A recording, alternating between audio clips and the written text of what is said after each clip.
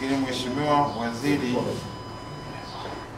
tunaomba chuo kijiandae, maana tunaweza tukajenga majengo kama haya ambayo tumepushi, lakini ufanisi ukawa hamna. Kwa hiyo tunaomba kijiandae kutoa wataalamu, hasa mafundi wale ambao ni adimu sana ndani ya nchi yetu. Vyuo vingi vilivyoanzishwa kipindi kile cha nyuma ambavyo vilitoa mafundi wengi sana hapa nchini vilipoteza mwelekeo, kwa sababu kila chuo kilikuwa kinakimbilia kwenda kutoa nini? Degree.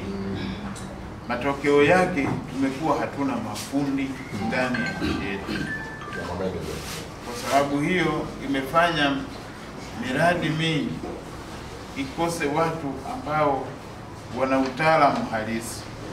Kwa hiyo tumetoa wataalamu wengi wasimamizi, kwa sababu mtu akishapata degree anajiona kwamba yeye sasa ni mtu wa kwenda kumsimamia mtu mwingine, na matokeo yake sasa wakenda kumsimamia hayupo.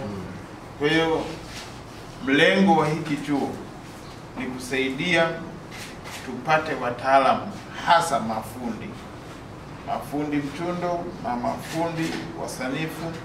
Tunategemea kuwapata kwenye maeneo haya.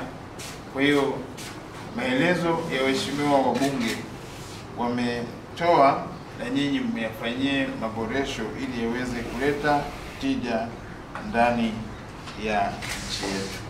Kwamba tangu nimekuwa na kamati hii ya kudumu ya miundombinu, hata nilikuwa naambia mwenyekiti kwamba kwa kweli kwa jengo hili ni matokeo ya kamati.